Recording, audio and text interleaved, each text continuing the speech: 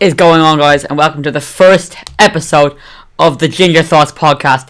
If you hated seeing my face throughout March and November, well, guess what? You get to hear my voice all through the off season in this Ginger Thoughts podcast.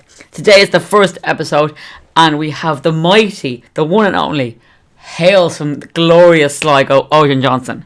Thanks for having me. Is it truly ever the off season of football? Not really, especially if you're a League of Ireland fan and like a fan of European football, considering you have League of Ireland from March to November and the rest of the European season from like August to May. Exactly. You get two nice bits of football, one during the summer, one during the actual year, and then you get a nice time where they intertwine together and you have just two glorious times during the week. Very true. For the first episode of the podcast, as you guys know, the World Cup draw, well, if you didn't know, the World Cup draw was made today. Unfortunately, Ireland are not in it. It really hurt knowing that when I was watching the draw. But that is the main focus of today's podcast. And also we'll be talking about the League of Ireland format for the 28 season that was only announced yesterday. Yes, that's right, yesterday. About just over 2 months before the start of the new season. Once again, great job to the FAI. I'm going to let our guest start off. What's for this World Cup, a little World Cup draw look alike?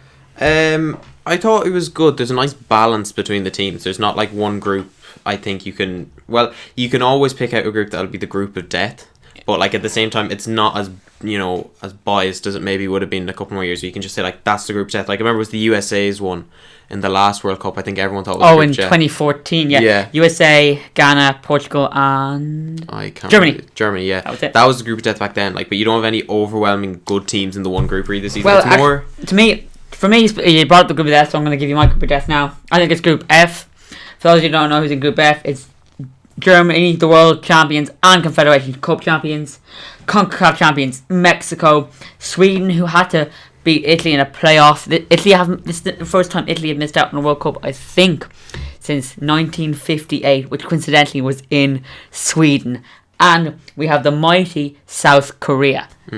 I suppose maybe call it group death. I think to me though, maybe it's just because I'm European and maybe I assume maybe that Portugal are probably a big team. Obviously Mexico are quite a good team as well. As you know, I'm a big fan of the L3, big exactly. Mexico. Yeah, but Mexico, yeah, they probably are, because like I look at Portugal and think they're a class team because they won the Euros. But even before that, I thought they were really good because they have the likes of Cristiano Ronaldo. To me, Mexico... But then again, right, you say Portugal won the Euros. Were they the best team at the Euros? No, I think France were. Oh, France were amazing. France were probably most likely the best team there. I think Portugal, I think maybe they were third in my opinion. I think Germany were better than them, and Italy as well showed some good signs during the Euros, but we're not here to talk about the Euros. Even before that though, I thought Portugal were a really good side because they had Ronaldo, and then they had some other decent players as well, like Rui Patricio, Danilo Pereira. You have some actual good midfield players that you wouldn't be like surprised if they would. Like I was kind of surprised when the Euros, but at the same time, looking at them on paper, it was a good team. For me, I think Group F, yeah, you could say it is, and I think maybe because again, since I'm from Europe, I wouldn't be paying too much attention to sort of CONCACAF and also what's the one over by Mexico and all that called again? You mean their sort of like area of CONCACAF is Mexico. Oh, CONCACAF is in Mexico. Grand. Okay, that just shows. That's why I said Mexican. That's why I said CONCACAF champion is Mexico. That just shows how much I'm sort of outside of other like main European football is probably the one I focus on most, but I don't think it's as big as the USA one. I think maybe I thought USA were a lot bigger because of their sort of branding, because everyone looks at Mexico and thinks, whoa, that's a big country sort of thing. But yeah, that'll sure be a good group. I know South Korea are a good team as well. They are actually probably one of my favourite teams to look at as well, because like you don't think you South Korea and think of a good team, like, but then if you look at it in general, like they've got the players of Heung-min Son, who's been really good for Spurs this year. And to be fair as well, they've been ever present in the World Cup since 1986, which is the thing you would completely forget about, which is mad considering the amount of teams that have missed out on spots in South Korea have always been there. I think it was South Korea as well who managed to beat Italy as well at one time as well with the golden goal rule. In 2002, we on about when they were hosting it. Yeah. Made semi-finals. Now that was a bit of a dodgy World Cup, but at the same time as well, like they can do a job, especially because Heung-min Son is on form at the moment, and I if he can keep up, if he doesn't get injured, then I could see them maybe pushing for second place in that group. Right, we've talked about South Korea in that group, but I'm going to pause Group F for a moment, and we're going to talk about the hosts, Russia, and their Group A. In Group A, they've been drawn with Russia, obviously, as the hosts, Saudi Arabia, Egypt, and Shane's favourite player in the world, Luis Suarez, plays for Uruguay, and they're the last team in that group. Yeah, exactly. I can't really comment too much on Russia because, well, they have played friendlies. I haven't watched any of them. Russia, for me, though, looking at what it said on FIFA statistics online, the last time they finished fourth was when they were known as the Soviet Union back in 1966 in England. So that can kind of tell you a lot about where they come. Russia were in the last World Cup as well. They were okay. You expect a lot more from Russia on paper, considering the size of the country, and consider like some of their players are actually alright. I know Shatov's a decent player. You got the likes of Akinfeev, who, by the way, I still think hasn't kept a clean sheet in the Champions League for 11 years. I was just about to bring that up when you said it. He made a clean sheet in the last game week against Benfica. So that's the first time in 11 years nearly he hasn't. But you brought up Russia finishing fourth in 1966, yeah? Soviet Union, whatever you want to call them. Russia, 2016 in France, Euros, 2014 in Brazil, and 2012 in Poland and Ukraine did make it out of the group stages. Yeah, exactly. Of the That's what I mean. Like, see, they do get there, which is admirable in itself. But if you look at like teams like Ireland, who didn't even make it, actually got out of their group in the Euros. Granted, it was by pure luck a lot of the time, really, that we just managed to scrape through. But like a team like Russia, you'd expect a lot more. I don't know, maybe the host advantage might do something for them, because I think a team like Russia, especially when they're at home, I think they have that big sense of national pride, and I think they'll all come out supporting the team, which is sort of similar if you were to see a World Cup in England. I think there'd be a lot more pressure, but the real question is whether that pressure will help them thrive or whether it'll get to them and they won't be able to perform. I think they'll thrive from it. I kind of see them getting out of the groups, but I wouldn't be surprised if Egypt pulled something out, because Egypt are a phenomenal side as well. They are, Mohamed Salah? Not even Mohamed Salah. The mighty El Ghazi played for West Brom. They won the African Cup of Nations, that's it. But Mohamed Salah is a good player. I think is their keeper like 41, 42? Yeah. A very good side in general. Mohamed El Neni, who it doesn't get featured a lot in Arsenal, but is a good player when he's in that Egyptian side, which I think is what we see with a lot of these teams when they come together. They're really good for their country, but don't really maybe get the game time for their club. So Egypt are a good one to look at. Saudi Arabia, I had a bit of a look at actually, because I want to talk about them. Juan Pizzi is now obviously their new manager, and he's got former glory with Chile in the Copa de America. Their star player obviously is Mohamed Al Shawi. Now, forgive me if I said that wrong, but he is the joint highest scorer from the qualifiers. He has 16 goals, which is really impressive considering he's playing for a team like Saudi Arabia, and that's nothing to bash on Saudi Arabia, but they're not exactly the best of teams. Looking at his club history, he's 30 years old. He's played for Saudi Arabia 35 times and got 28 goals. That's a very good record for a striker on the international stage. He's played for Al Nassr now. He's got 175 appearances with 95 goals, nearly brinking on the 100 goals. And for a record of a striker to get over one goal a game, well, obviously you'd probably expect that from a top striker starting for it. Well, I wouldn't say top striker, but top striker from his country and starting for his club as well. That's very good, and I wouldn't be surprised if he bagged a few goals and maybe even got them into second or possibly even first place in that group. Do you want to jump in there? Yeah, well, this is my show, so I'm gonna have to. You talked about Group A as in maybe you said Saudi Arabia finishing second. You failed to mention Uruguay. Now Uruguay, Uruguay have a lot of promise, and they also don't. They have so many star players, like the likes of I was going to say Uruguay, but Luis Suarez, Diego Godin, and Jimenez at the back, and that Galatasaray goalkeeper that I can't remember the name of at the moment. Muslera, and Muslera. Not to forget Edison Cavani as well. And Edison Cavani, who is 3 goals away from being PSG's all-time top scorer. And the fact is, Uruguay, no one knows what they're going to do or how they're going to perform, because they could have an amazing run like they did in 2010 and get to the semi-finals, or they could crash and burn at the group stages like 2014, and all they remembered for was the Luis Suarez bite on Chiellini. Uruguay, I am backing them to finish top of the group, even though I gave them some positives and some negatives there. I think they're the strongest team in the group with the likes of Cavani, top form at the moment. Like I said, 3 goals away from breaking Zlatan Ibrahimovic's all-time record at PSG. And then after that, I don't know. Like, I liked what you said about maybe the Russians would get through with pride, but I also think Mohamed Salah is in the form of his life at the moment. 17 goals across all competitions. Like 17 goals all across competitions for Liverpool. As in, he's top scorer in the Premier League. Completely different player than he was at Chelsea, and he's also scored the 2 goals that secured Egypt's qualification.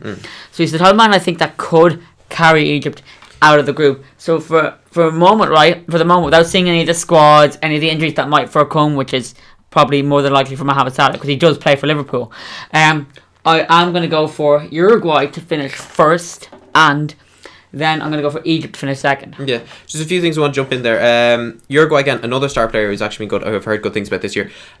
Forgive me if I get his name wrong, but he plays for Sampdoria.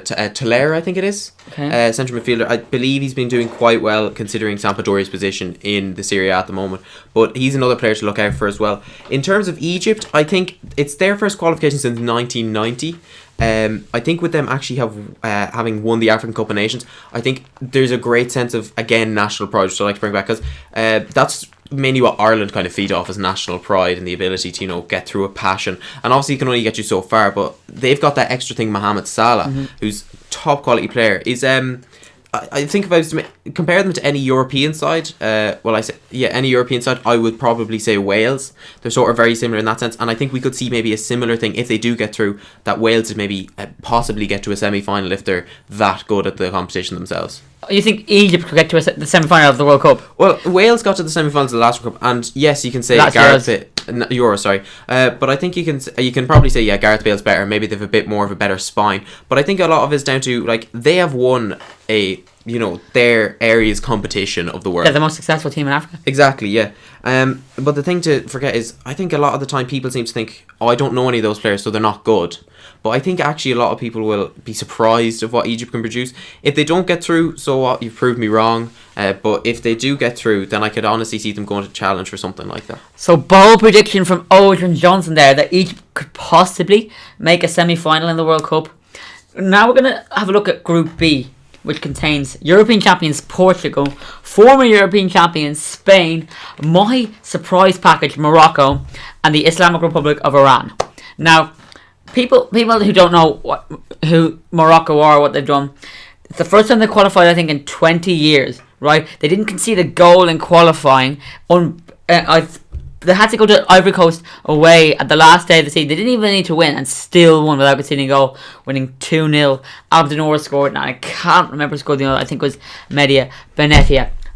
The reason why I picked Morocco for my dark horse in the competition, to say, maybe not dark horse to win it, but maybe to have a good run in the competition, as maybe being the best African side. Henry Renard. I can't pronounce his first name. It's French. Doesn't matter. He is he's French, but he has African football down to a T. 2012, he won the African Nations Cup with Zambia. Now this, people might think, it's only the African Nations Cup. He beat the golden generation of the Ivory Coast in the final, which contained the likes of the mighty Gervinho, European champions Didier Drogba, Yaya Toure, the mighty Kolo Toure, who went unbeaten as one of the only players in the world to go unbeaten twice with two different clubs in two different leagues. As in this, and Didier Zagore as well. That was the golden generation of the Ivory Coast players, and he managed to take lowly Zambia to African Nations Cup glory. Yeah, fair enough. Morocco are your dark horses in this group. I'm not finished. You thought I was finished. You just put it in there, right? He also took Ivory Coast to the first African Cup of Nations win in, I don't know, God knows how long, in 2015. And as I previously mentioned, has now got Morocco to their first World Cup in 20 years. This man, I fell in love with him in 2012 when, I watched that. I was like the first African nations I watched in full, because it's usually on during school, but this is around the time my granny died, and I just got engulfed in the African Cup of Nations, and I fell in love with this guy. I think Morocco can do amazing things. They've got some great players as well, don't forget that. Like I've already mentioned Mehdi Benetia as well, who has won league titles at Juve and Bayern Munich. I have a lot of faith in Morocco, and plus, Red, he's from Morocco as well, so. Fair enough. You didn't mention that they qualified for the first time in 20 years, but also to remember that they did top their group as well, which is a massive thing for them. So I think every team... Well, without conceding a goal, you must have. Exactly, yeah, but that's what I mean. Topping their group always makes... I think it gives you that sort of boost going into a competition. Morocco as a side... Obviously, you said they don't concede goals, so their main aspect is going to be their defensive side of the game. And Benatia, a top quality defender. While he's not up there with probably one of the best defenders in the world, he's definitely a very good, solid defender and can get into any Champions League side. Abdenour as well, got good experience at Monaco. I think he was at Valencia for a bit, and now he's playing for Marseille, is it? Yeah, playing for Marseille. as well to look at as well. Portugal in that group, really good. This European champions. Exactly, and this is the 5th time in a row they've been in the World Cup. Obviously, talisman is Ronaldo.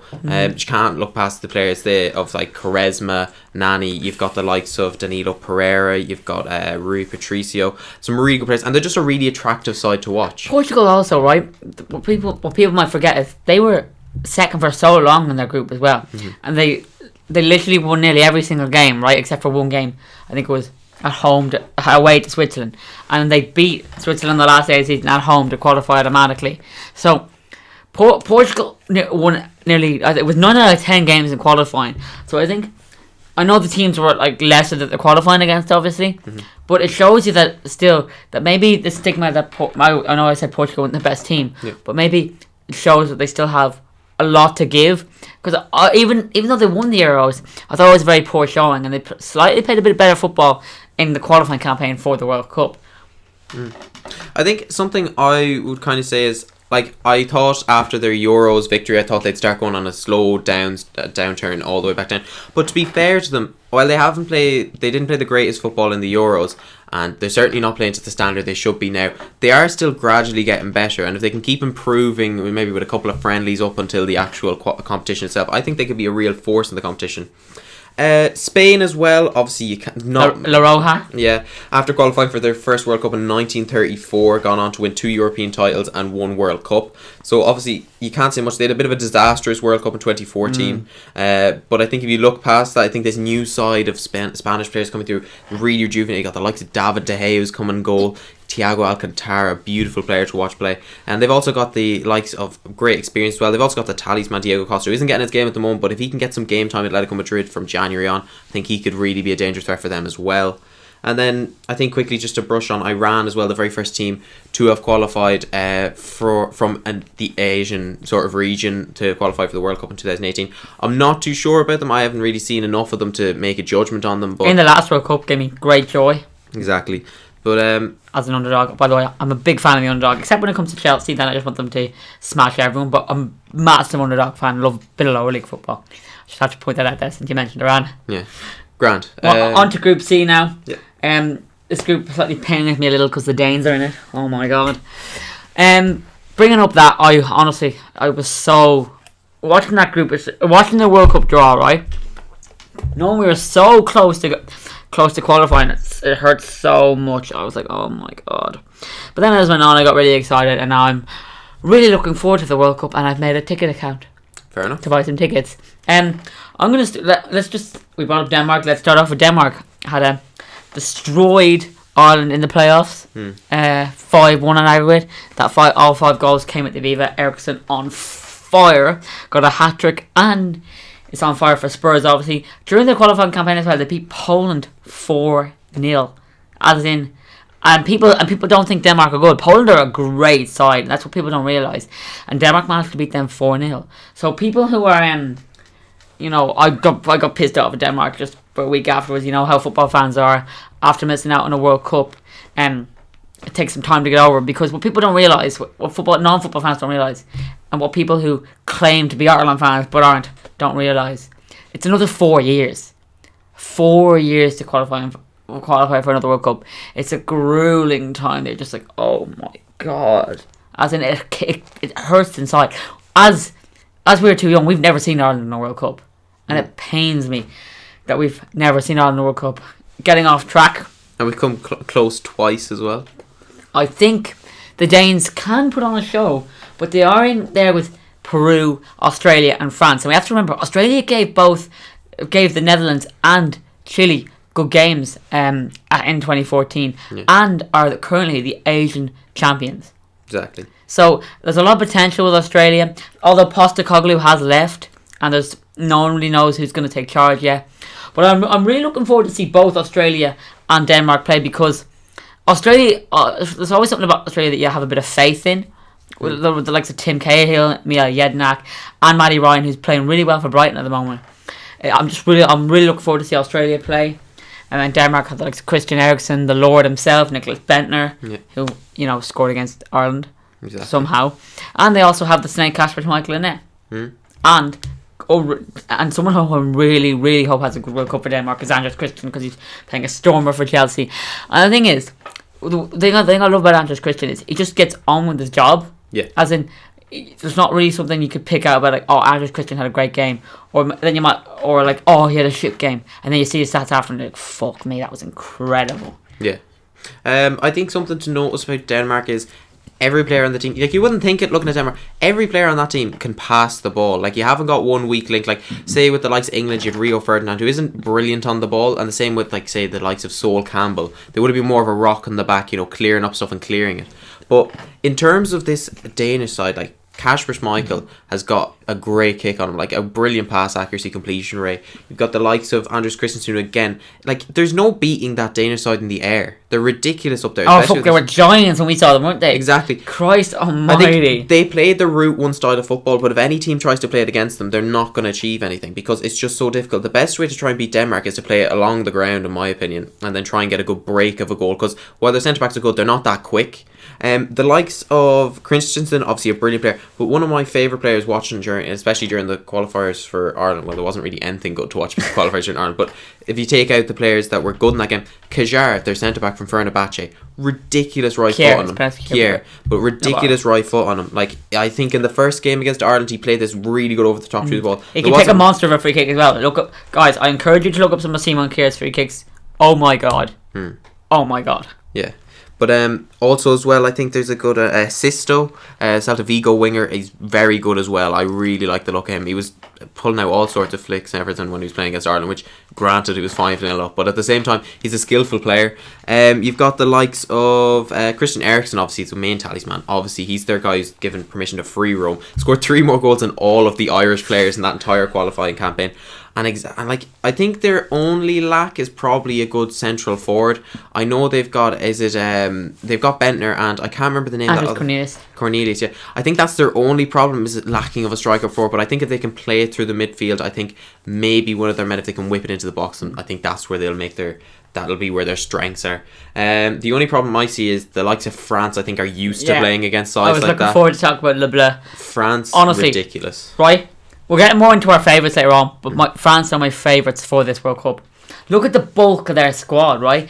You look at that, I'm trying to think of the word, the squad depth. That's the word I'm looking for. The squad depth in that France squad, right? They can play silky passing football. They can have Mbappe up front, and they're struggling to get someone like Denmark, right?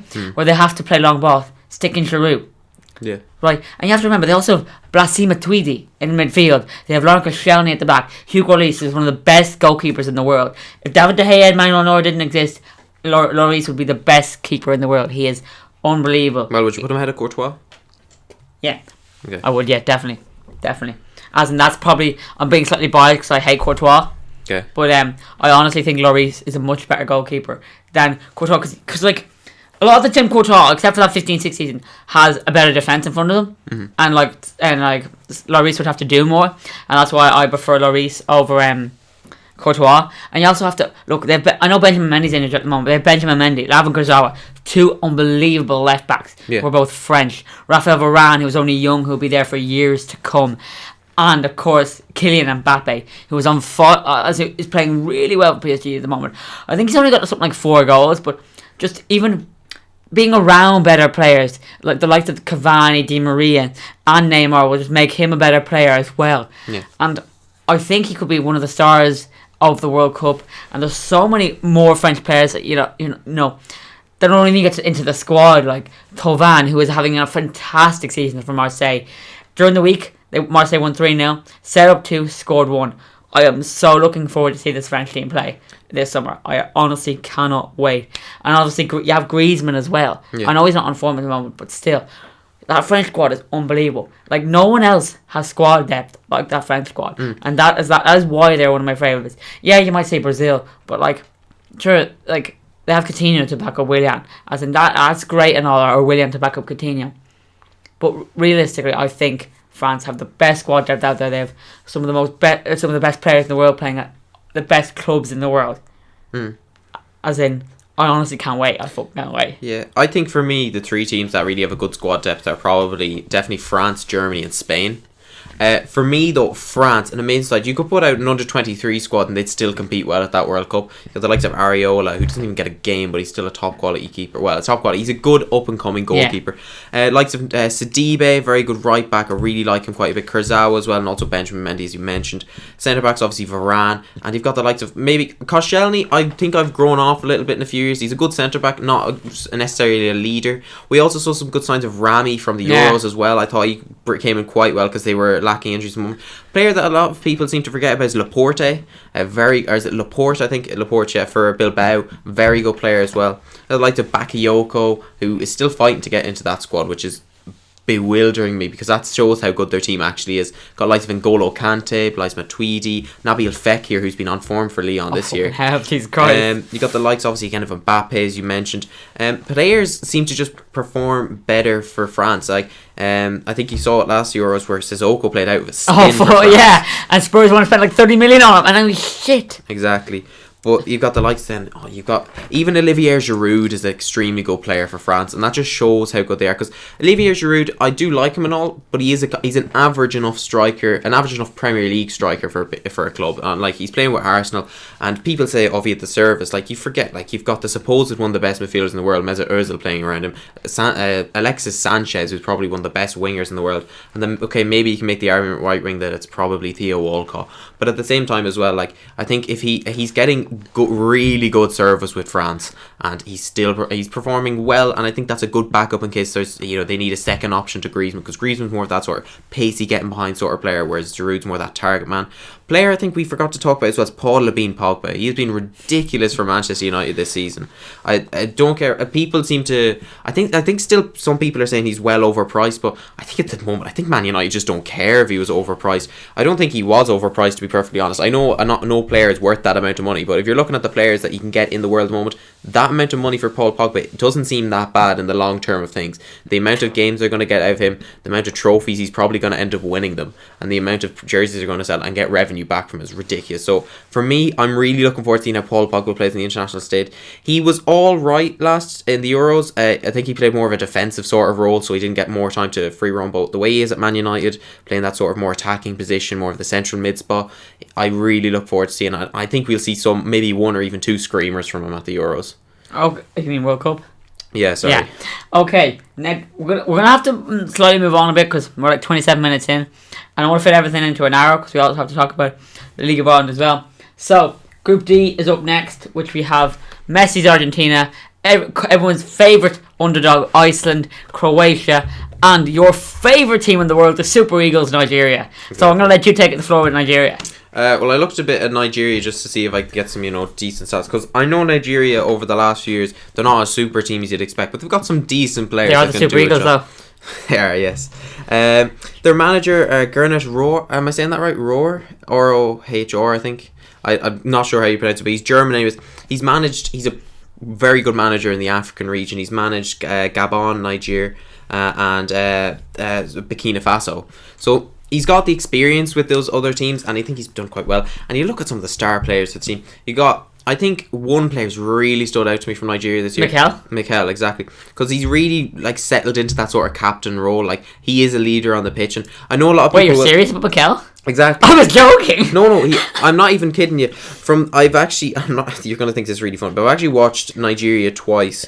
Or was it 3 times? I can't fully remember, but I was watching them. Mikel he's just a rock in the midfield for them. I don't know what it is. Like, people joke and say, "Oh, Mikel he could have gone to Man United and got game time," but no, he went to Chelsea and he hardly played. Mikel's actually a very good, solid defensive midfielder. I mean, not like Paul Pogba at the World Cup. Exactly. But Mikel himself, actually, I think he's really come on. I think the move from Chelsea has really helped him. I know he was always a good player, but now he's been able to get consistent first team football. He's still getting in the national side, which is probably his main concern at the moment because he really wants to do something. Other players as well, you've got the likes of Victor Moses, who had a really good season with Chelsea last year, again playing quite well this season. You've got the likes of Igalo, who's been doing very well, not so much on the club front, but very good in the international front. And then you've also got players again who's not doing so great on the club front, but on the international front is Alex Iwobi. There's some good players, some youth in there as well, with Alex Iwobi. in terms of Nigeria, I think their biggest concern, they have got Nyema in nets, so he's a very good goalkeeper, but I think their biggest concern is going to be their defence. If they can keep out as many goals as possible and Mikel can actually bring that team together, I think there could be, again, as I'm going to keep repeating, this national pride with their side, because a lot of these teams are coming back. Like, there's the thing about the World Cup that gets every team together and really puts them up for it. Like, unless they're a massive team, I think in some cases, sure, the likes of Germany and I think Spain, out of the majority of the big countries, has this real sense of national pride. Like, Spain always have national pride when it comes to everything, and I really like that about Spain. But I think the teams of Germany are kind of just like, oh, we're here to do a job. But like, it's the smaller countries that really get up for it. You saw with Costa Rica in the last World Cup, how the national pride just came together, and they all came together and bonded and just like completely stormed the competition. So I look forward to actually seeing Nigeria, because it's not like one team you're looking at, oh, there's Poland, main man, oh yeah, Lewandowski, but it's just a collective group of players, and it is actually probably the most similar team we'll see to Ireland in the World Cup, in the fact that they have no world class players, but they're just a really good, kind of bonded together squad that can really do something. You've perfectly summed up Nigeria there. I know you love your Super Eagles. Is that one of the teams you're going to be supporting this year? Yeah, most definitely. Yeah. I really want to see how they get on anyways, considering it's their first tournament since 1994 in the USA. Nigeria? Yeah. No, they were the last World Cup, yeah. I've only missed out one tournament, since 1994. Oh, yeah. There we go. Okay, I want to talk about Argentina now. Okay. Most people who don't know what happened during qualifying will be like, Argentina are favourites. Messi. Argentina barely made the World Cup. It had to go down to the last day for them to qualify automatically. They drew 0-0 with Peru at La Bombonera, second last week of qualifying, and they were in the playoffs. They might have been out of World Cup qualification altogether, and results went their way. They got the win they needed. Clearly got battered by Brazil, and they're here. Yeah. And there was so much reliance on Messi as well.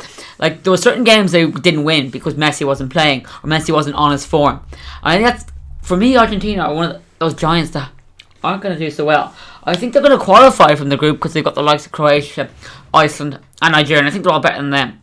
But once they get out of that group, I think it could be a downward slope for that Argentina team.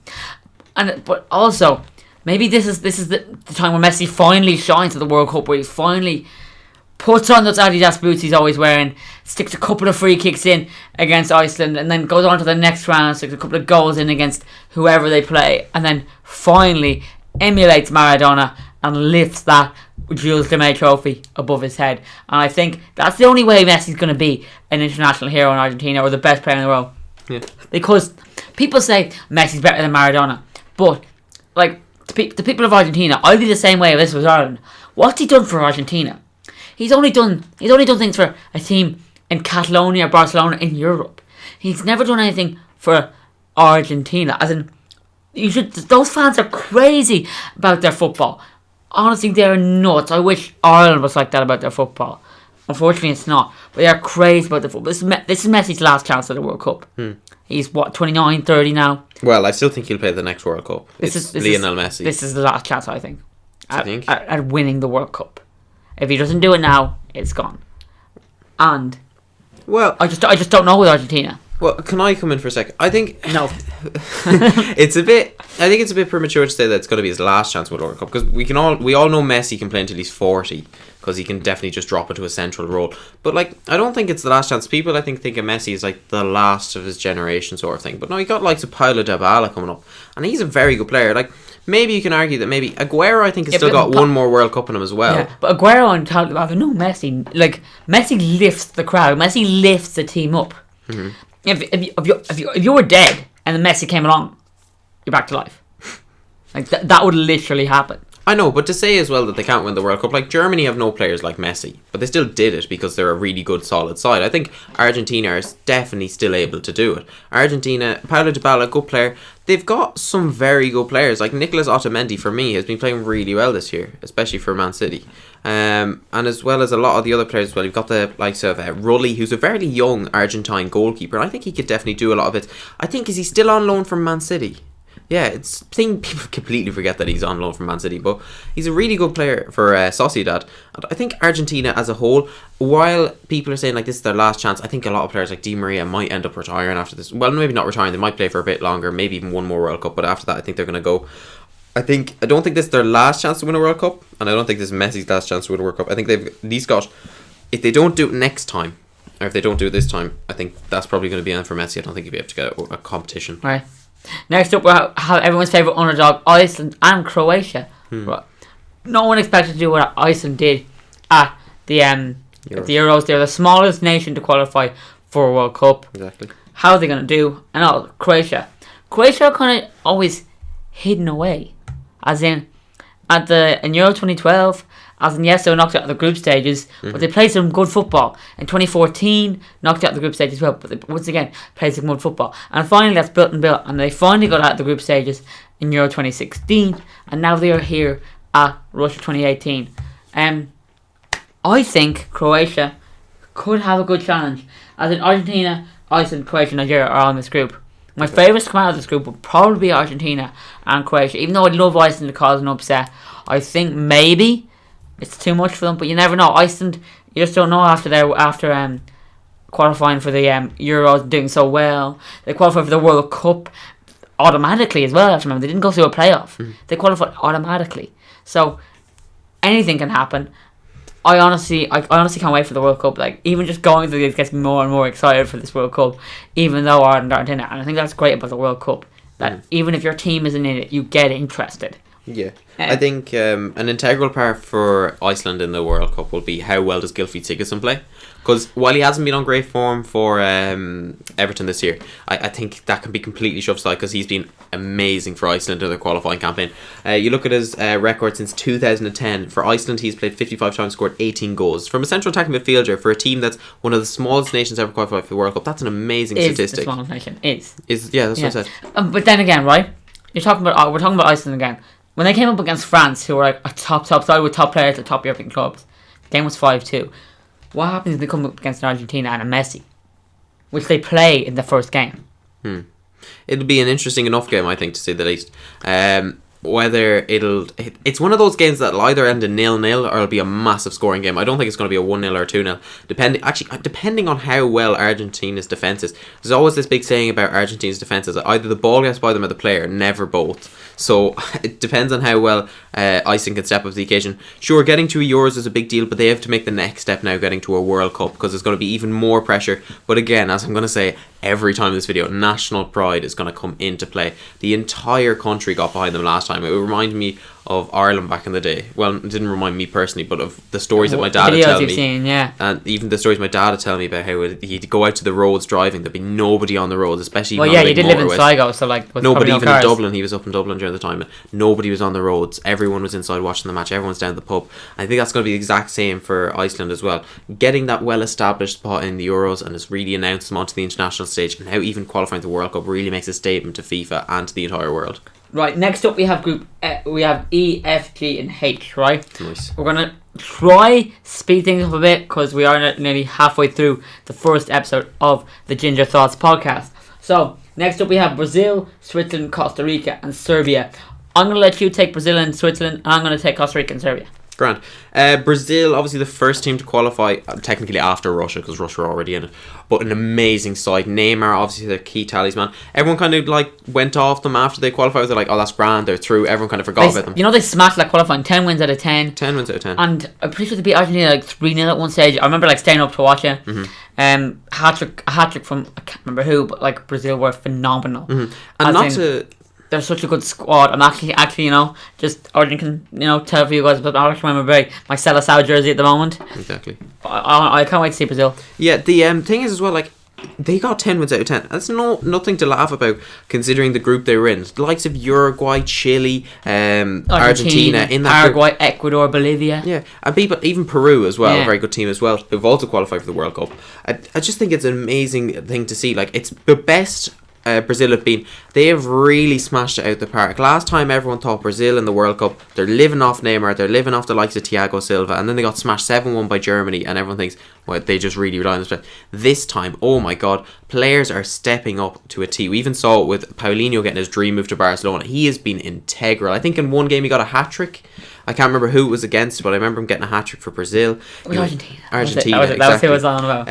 You've got the likes of Neymar, obviously, Felipe Coutinho, Willian, Thiago Silva, Marquinhos. Got the likes of also Ederson, who's really stepped up the place, and that's a good goalkeeper, because before that it was either Julio Cesar or Diego Alves, both of which are kind of shoddy goalkeepers, not really amazing in my opinion. Julio Cesar back in his Inter Milan days, yes, amazing, but to a more recent extent, not so good. Ederson has been amazing, especially even for Man City. I think he's adopted more of the Petr Cech role now with that scrum cap. But Brazil themselves, amazing. I think their only lack is going to be a striker. But Gabriel Jesus has stepped up to the plate, and he has been integral for Man City and also for Brazil. And I really look forward to seeing him play in this new competition. Okay, now we're going to talk about Costa Rica, Los Ticos, the surprise package of 2014, and the mighty Keylor Navas also plays them, and Brian Ruiz. Costa Rica, they qualified through CONCACAF qualification, obviously, because they're from CONCACAF, ahead of the likes of the USA, who didn't make the World Cup at all this year. It's the first time they missed out since 1986, I think. Costa Rica, I'm looking forward to these guys again. Caused a big upset last time. Hopefully they'll do it again. I'd love an underdog score at a Euros or a World Cup. Iceland, Costa Rica, whoever you are, Peru. I want you to upset the odds and go all the way. I'm gonna be honest, I don't know much about Costa Rican players, but I know more about the culture and the fans. Once again, it's another football crazy nation. Literally, Copenhagen's done a video. The whole place stops when the football's on. When there's like square in Costa Rica. I can't remember the capital of Costa Rica, but that's where they all went when they beat Italy, when they beat Uruguay, when they drew with England, when they done it again against Greece. I'm so excited to see the Costa Rican team, how they've evolved for the 4 years. And you know what's great about the World Cup? You get to see teams that you wouldn't normally see. We get to see Costa Rica. We get to see the likes of Saudi Arabia. We get to see the likes of Argentina, who we may only see highlights of in our full matches. It's fucking great. I absolutely love it. And I can't wait to see Costa Rica play at this summer. Just to, feel the child in me who loves a good underdog story. Then again, looking at Switzerland after that, really good team. If you look at them on paper, they've gotten to the quarterfinals on 3 occasions in the World Cup. They did qualify though a bit dodgily though, didn't they? They did qualify a bit dodgily. They nearly topped the group, but you can't really knock them for qualifying second to Portugal, obviously the European champions. But again, a very solid side. Likes of Xherdan Shaqiri, amazing. I like Mehmedi, their striker from Borussia Mönchengladbach. They've also got the likes of Roman Berkey, very good goalkeeper. Really impressed with him. Whether to see how they'll do in the competition is another thing to see. I think the main thing for them is they've got a lot of players that play sort of in the same league. A lot of Swiss players tend to favour the Bundesliga, I feel, because it's maybe closer to home and all that. But it's a really good thing. I think it's a good idea. So much as having players who play for the same team is great, but having players that play in the same league, you see with the likes of Willian and Coutinho, kind of understand each other a little bit more because of the style of play in that league. The same with Gabriel Jesus, when they'll all link up together, it'd be amazing to watch. But Switzerland as well, a very well rehearsed team, very good from set pieces, good team as well on the ground, especially again with Xherdan Shaqiri. He's got a power of a shot in him as well. He scored an amazing goal at the Euros as well with the bicycle kick. So yeah, I look forward to seeing them. Maybe they can do something as well. We'll have to wait and see though. Yeah, next up is Serbia, who topped Ireland's group. Serbia, their qualification, that win in Dublin was vital. It was a complete kind of performance by Serbia, and you could literally see how much it meant to the players. Remember, they went all fucking crazy there. The players in the pitch were just fist bumping, jump in the air. I can remember them going absolutely nuts. They were so delighted with themselves because people give out about Ireland how shit we are. We've only lost 4 games, as in competitively, since Martin O'Neill took over, and one of them was against Serbia, and another was against Denmark, and then Poland, and then Belgium. All 4 of them are at the World Cup this year. But going back to Serbia, no one expected them to do how well they did in that qualifying campaign. Yeah. Absolutely nobody. They completely turned it around. Apparently there was lots of disharmony at the start of the qualifying campaign and previous qualifying campaigns. So you look at even see the stadiums when they started playing, it was so empty. Never full. And now it's really full, and there's loads of people backing Serbia, and I'm really looking forward to see them play this year, because they have the likes of Alexander Mitrovic. They have Nemanja Matic, who's been playing really well for Man United. It was literally just letting Paul Pogba roam free, do whatever the fuck Paul Pogba wants. Yeah. And they also have Ivanovic as well, who is a great leader. You have to remember that he is a fantastic leader, fantastic player as well. I think Serbia could be another dark horse in this competition. Yeah. I really, really do, because they've got some really good talent right now. Some of the best we've seen in Serbia for years, and I see a lot of that under-17 World Cup squad could make it into this actual World Cup squad this time around as well. And I'm really looking forward to see Serbia play. Yeah, not to forget as well, Alexander Kolarov, another great player for Serbia. And not to forget as well, I'm pretty sure Serbia won was it the Under-17 World Cup they won? That's what I'm on about. Yeah, they won that. And so they've obviously got some really good young players coming through for the next generation. And I remember seeing when they played Ireland in the first game of the group with the 2-2 draw, the stadium was half full. And I remember the commentator saying that they favour more club football over in Serbia as opposed to national football. But I think again now with the mass amount of people coming in, now you can call them glory supporters all you want, but they just needed to be inspired really to go and watch the team, because I think there was a lot of disheartenment. Serbia weren't exactly a very attractive team to watch. Now they've gotten a lot better, and I think the fans are really coming together now. And again, I'm going to say it again and again, but national pride now. Now the team themselves have gotten this national pride together with themselves and also with the fans, and they'd want to retain that for the rest of the World Cup. I think if they play one bad game though, I can maybe see it faltering them and they might get a bit disheartened with it.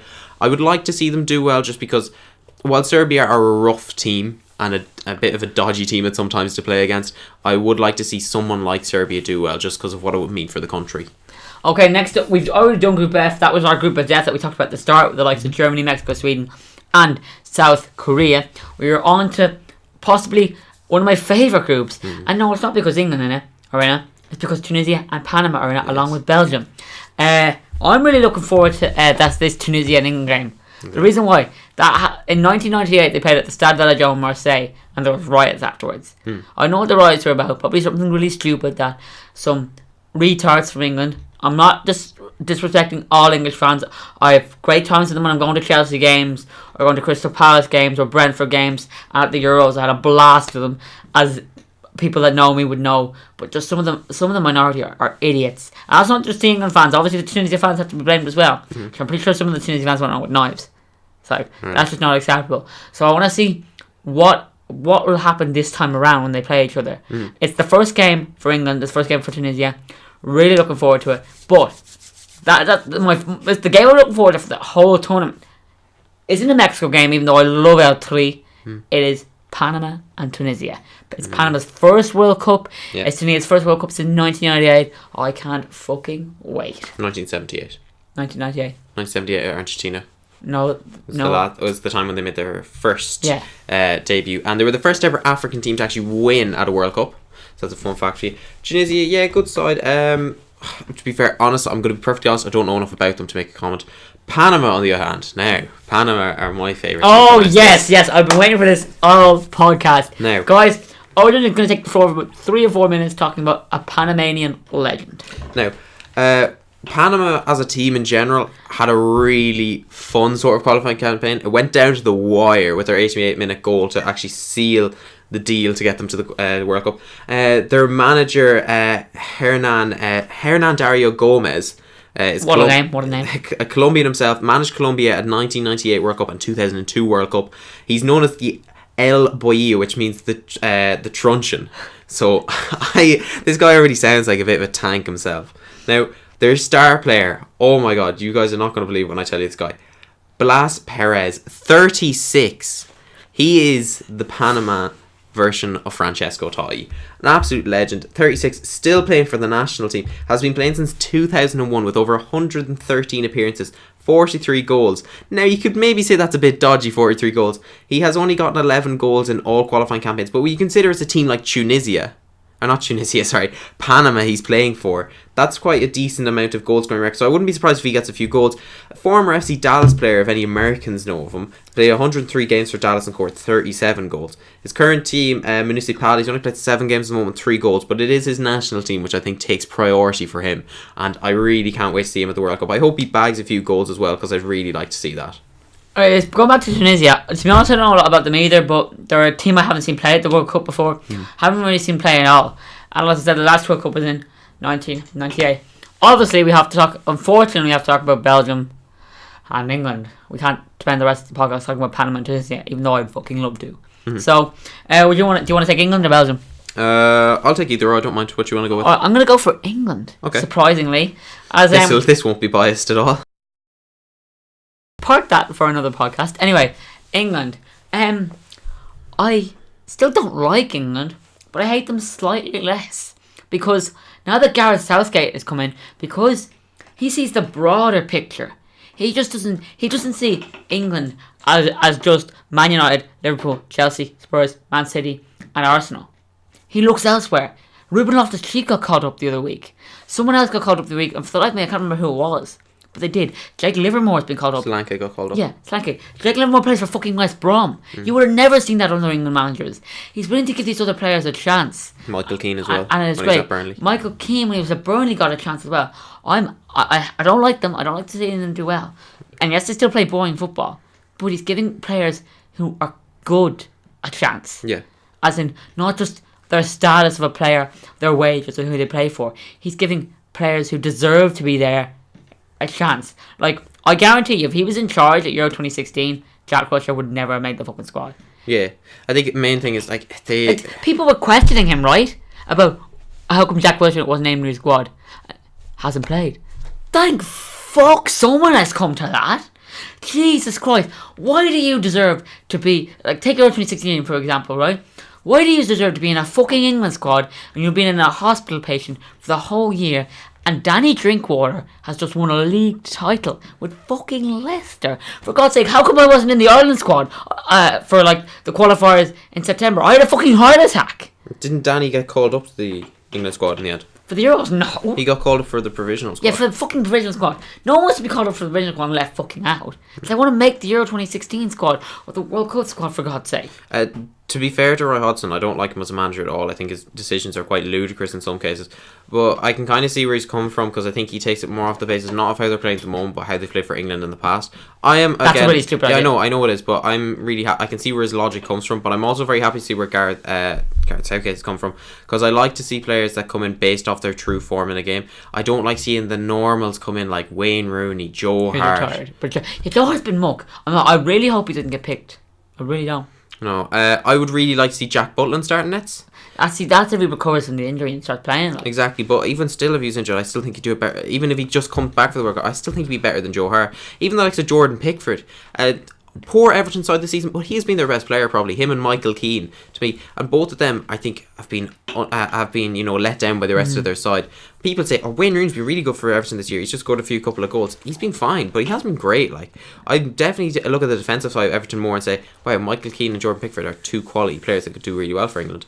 On the other side as well, Raheem Sterling has a very good season. I look forward to seeing him at the World Cup.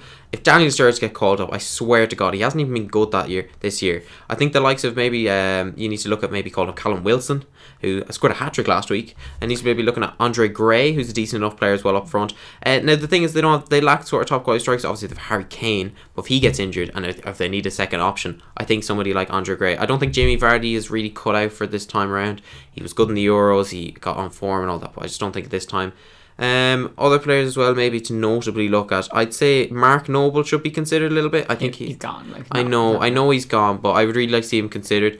And as well, I think if Jordan Henderson gets fit again, I think he'll probably get called up. I don't necessarily agree with Jordan Henderson. A lot of Liverpool fans tell me he's quite good, to be fair. He's been performing quite well since he came back. But I think the last game he played, I don't think he made a single tackle. So that kind of worries me about a defensive midfielder who's meant to be the captain of his club. But I don't think I can really take it off one game. So England, bit of a mixed match side, but I think they can probably work on what players they pick. Alright, next we have a lot of people's favourites, another side that went unbeaten throughout the qualifying campaign. Won a pretty sure every game. Belgium. My God. Alderweireld, Vertonghen, KDB, who's been unreal this season. I remember being at the Euros, right? All the Belgian fans were like pointing to me, Kevin De Bruyne. I fucking love Kevin De Bruyne. Not just because I look like my hair is like the same colour as his, but like I really love Kevin De Bruyne. He's the best midfielder in the league right now. I think he's been the best midfielder in the league since last season. Well, even though he wasn't as good, but I still think he brings a lot to the table. You have Lukaku as well, who people might think he's doing bad recently, but he did get 2 assists against Watford. You have Marouane Fellaini, who's been one of Man United's best players this season. Yeah. And you have the likes of Thibaut Courtois and net to pick from. Yeah. I hate him, but he's a great goalkeeper. As in, this Belgium side have the makings of a great squad. Will they stumble against a team that they shouldn't have stumbled up with? I think yes, because there's one problem, there's one flaw with that team. It's none of the players, it's not the goalkeeper, Roberto Martinez. Right. And also Thierry Henry is their head coach as well, which isn't a problem, but I just thought I'd mention that anyways. We just don't like Thierry Henry. I think one of the big things to notice about Belgium this World Cup or this competition in general is they're doing something that they haven't had for a long time, is that they actually have two decent fullbacks. Like you see them pushing out Vertonghen out to left back during international duty, but Munir, very solid right back for PSG. Jordan Lukaku is an absolute monster. He's doing really well at Lazio, isn't he? Exactly. Christ almighty, he's doing class. So I think that's a big thing for Belgium. I think that's what they really lacked, and I think that's what made them go out in the World Cup in 2014. The fact that they lacked that sort of depth at the back. I think they still do lack depth. I think their bench play is pretty poor. I think the best player on the bench probably for them would be probably Michy Batshuayi, because I think Lukaku's obviously going to start up front. The likes of Dries Mertens has been really good for Napoli, and I thought we only said it was going to be a one season wonder, but he's been amazing again this year. If you look at Belgium, right, as in, do you think Roberto Martinez is actually doing something really good with them, or is it the players? I think you look at Roberto Martinez, right? He didn't do well at Everton, right? But he actually done really well at Wigan. I think it's because he was coaching a smaller mentality of players. A lot of the Belgians have big egos, right? Yeah. We've seen this from likes of Hazard demanding to go to Real Madrid a couple of times, Thibaut Courtois wanting relegation clauses in the Chelsea contract in 15-16. So I don't know if it's the players that are performing really well, or it's Roberto Martinez has suddenly become one of the best coaches in the world. Right. I think Martinez has a different job than what he had to play at Everton. At Everton, he had to try and motivate them to get going. I think I've said this a lot of the time with Real Madrid as well, is Zidane's job is to keep the players happy and to keep all their egos kind of stroked, really. So I think that's what Martinez is going to have to do with Belgium, because they have a team full of world class players that can win any game if they wanted to, if they put their minds to it. I think they're a team full of individuals, but not a team. If you understand. Belgium again, something I think they lack is something I've mentioned all game, is national pride. There's a massive divide in Belgium in terms of because Belgium's formed basically of different countries. You've got Wallonia and you've got Flanders, and both of them can hate each other really. And there's a German-speaking region in the west and not the east as well. I think that's going to be a big. Do you know that from geography? I do actually, because we study Belgium quite a bit. But even it's still a quite interesting thing. I think if Belgium go on and do something well, I don't think it'll just have ramifications for their actual team in general, but I think it'll have a national ramification, because it'll bring the entire country together. Like, because Belgium over the last few years has been subject, it's meant to be the EU headquarters for accepting diversity and culture, but yet the majority of them hate each other. So Brussels is their main focal point in that country. So I really hope that if they do get together, I think the Wallonians and the Flemish can all come together and hopefully, get behind their team, get behind Belgium as a national side, as one country. And I think we'll see something similar to what happened with Ivory Coast, the way they stopped a civil war from breaking out in their own country. And I think that'd be a massive thing. And obviously it's not as big as a civil war, but to bring an entire country together and to maybe even possibly win the World Cup as Belgium would be a massive thing for them. Next up we have Poland, who I think one of the teams will be backing. There's a lot of Poles in Ireland, so I will be having a bit of a nod towards them. We also have Senegal, we have Colombia, and we have Japan. So I'm going to start off with Japan, who are a really good side. One of the best sides in Asia, are always in the World Cup, seem to always just pop up there. May not always qualify out of the group, but are always there.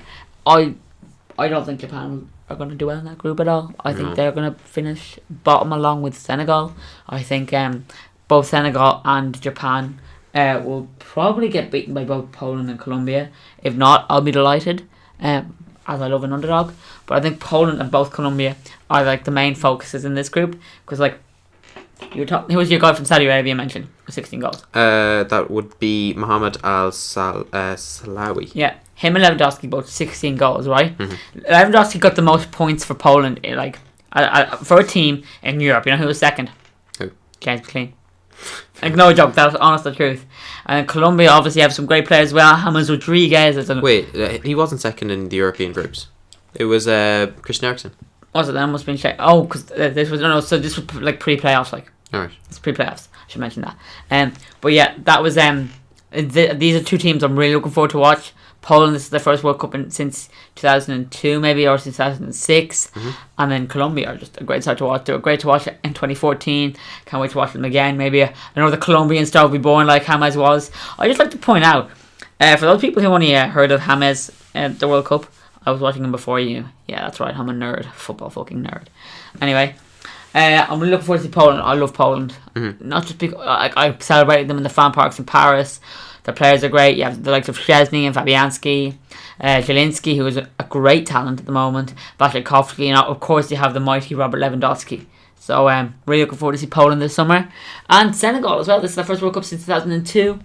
Look forward to see them play as well. Hopefully Demba will back for them. Oh my god. Yeah. If that happens. Just jumping quickly on Senegal, I think you said they'd probably finish in the end of the group. I think it's a good thing to remember as well, back in 2002, they actually got to the quarterfinals. I know, yeah. So I don't know if they can replicate something like that. The likes of Sadio Mane. I think that'd be a good thing for them. Poland as well, you mentioned them. Obviously, the highest finish is third from Germany 1974 and Spain 1982. Obviously, a while since they've gotten far in the competition, but they can well easily do it. I think we missed out on Glick, who's a very solid centre back, amazing for Monaco, and also can do very good bits for Poland. Got the likes of goalkeepers, whether Wojciech Szczesny will start or Fabianski, because I don't think Szczesny will start due to lack of game time. Fabianski though is a brilliant keeper. I love Fabianski. Most save rate completion and most saves in the Premier League season so far. Just to quickly talk about Colombia. Peckerman obviously manages them, and he's from his native. He was in charge of Argentina at Germany 2006. Now that Colombian squad is okay. I would say I wouldn't say it's as good as it was in 2014. But still, I think their players have developed. James Rodriguez is obviously doing quite well. You've got the likes of Falcao, who really came into his own last year and is still doing relatively well this year. Juan Cuadrado's the main weak link for me. I don't really like Cuadrado that much. I felt a couple of years ago, he was the bee's knees, great player.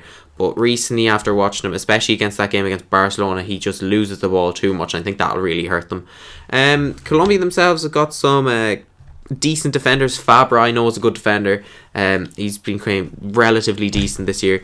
You've got the likes of Zapata as well, and while Messi Milan haven't been playing well, he's probably their main best centre back to have. Ospina as well doesn't get a lot of game time as well. I think that's going to be the big problem for Colombia, is finding players that play on a consistent basis to come into their squad. But apart from that, I can see them not maybe struggling in the group. If they get out of it though, can definitely struggle in the later stages of the competition. Okay, we've basically gone through all the groups now. We've also mentioned our players and our surprises along the way and possible winners. Now I'm going to ask you, games you're looking forward to. I want you to pick 3. Games I'm looking forward to. Let me think. I think definitely England-Belgium will be one I'm looking forward to, just because I like to see 2 big teams come against it that aren't necessarily favourites for the competition, but are 2 good sides on paper.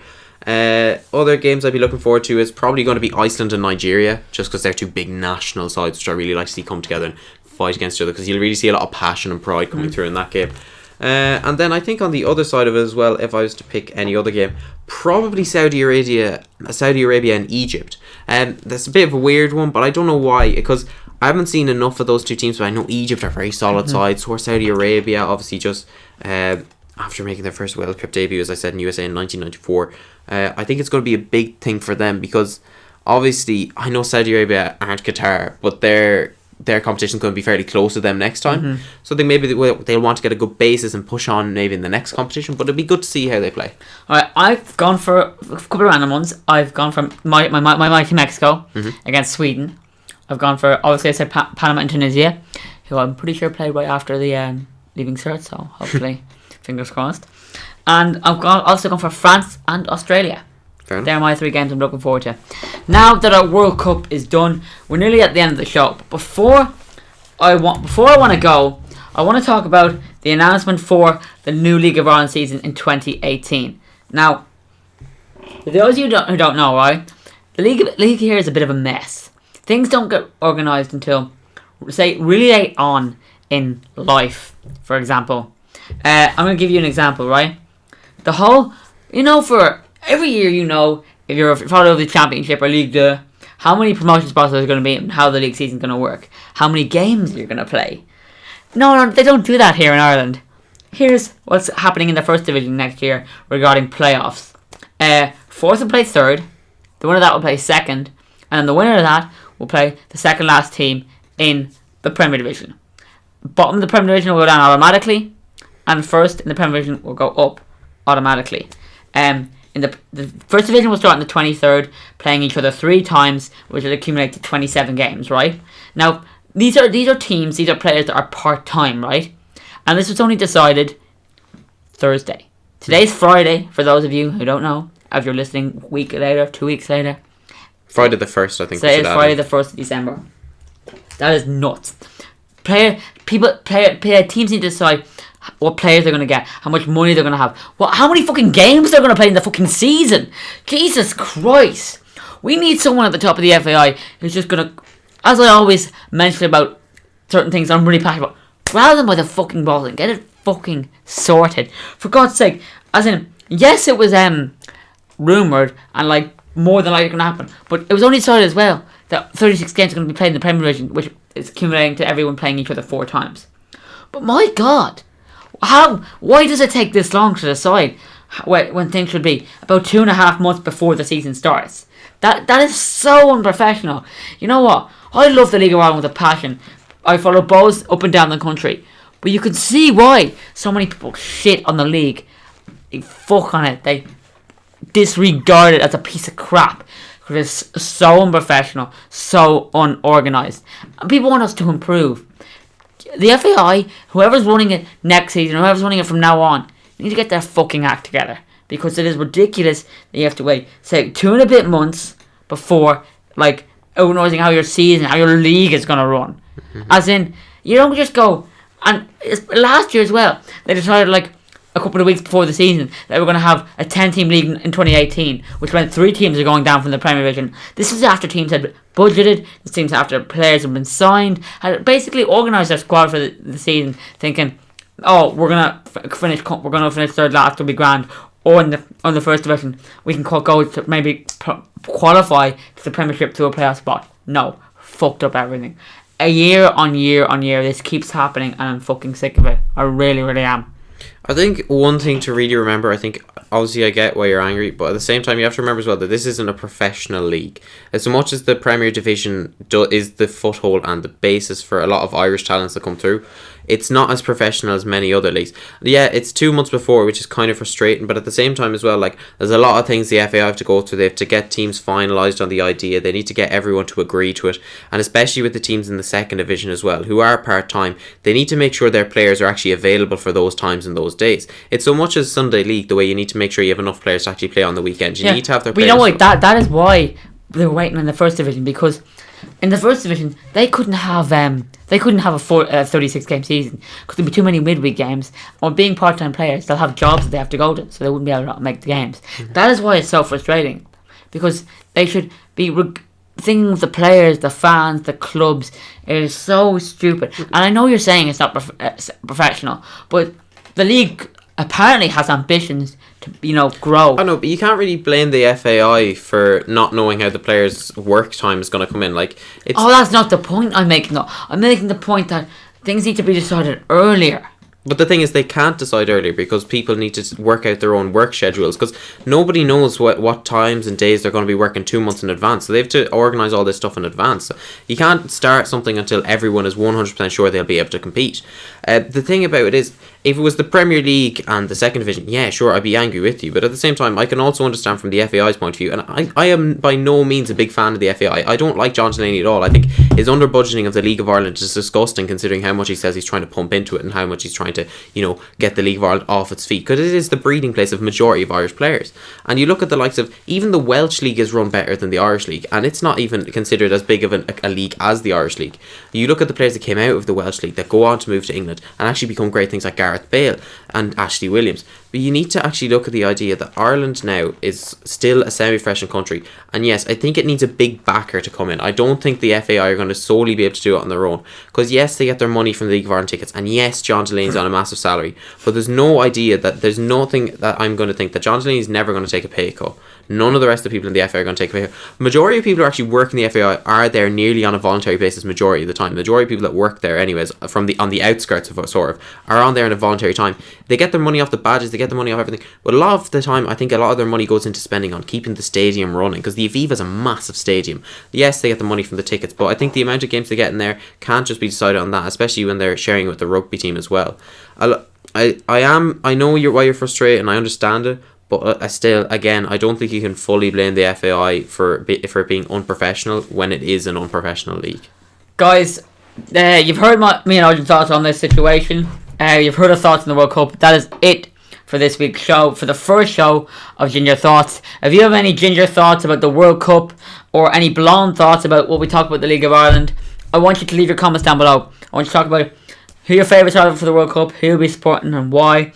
I want you to leave your thoughts on the whole League of Ireland situation and why and what can we do to make it less unprofessional and just, think more professional instead of, being shitted on each week. We've had Odhran Johnson here as a guest and me, Oren Tully, as your host. Goodbye, and we will see you next time.